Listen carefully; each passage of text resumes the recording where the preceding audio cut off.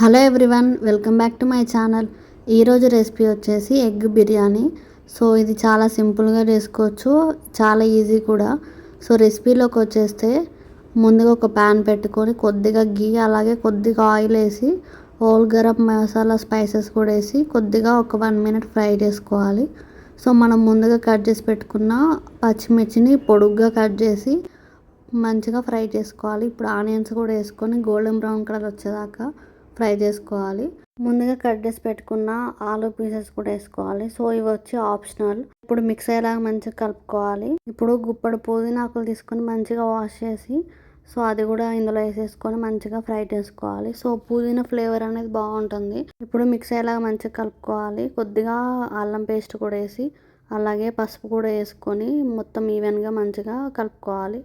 So ఈ విధంగా కలుపుకున్నాక ఇప్పుడు ఒక 2 మీడియం సైజ్ టమాటాలు మంచిగా కట్ చేసుకొని సో అది కూడా వేసుకొని మంచిగా మిక్స్ అయ్యేలా కలుపుకోవాలి.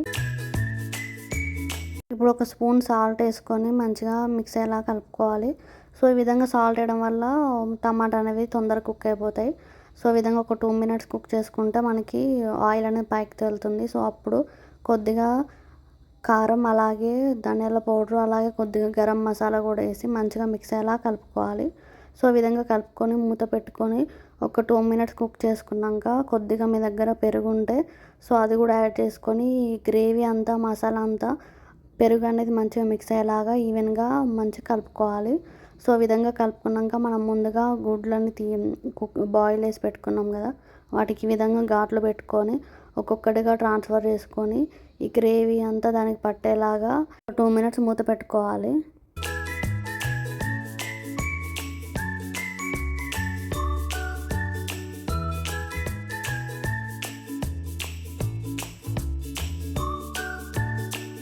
సో మనకు ఆ గ్రేవీ అంతా మంచిగా ఎగ్స్ అనేవి పడుతుంది. సో ఇప్పుడు నేను ఒక 2 గ్లాసుల బియ్యానికి 4 గ్లాసుల వాటర్ తీసుకున్నా. సో ఇప్పుడు అది కూడా వాటర్ వేసుకొని ఈ వాటర్లో కొద్దిగా సాల్ట్ సరిపోయిందా లేదా చూసుకొని సరిపోకపోతే కొంచెం సాల్ట్ యాడ్ చేసుకుంటే మనకి ఇలా నీళ్ళు మరుగుతున్నప్పుడు మనం ముందుగా వాష్ చేసి పెట్టుకున్న బియ్యాన్ని కూడా ఇందులో ట్రాన్స్ఫర్ చేసుకొని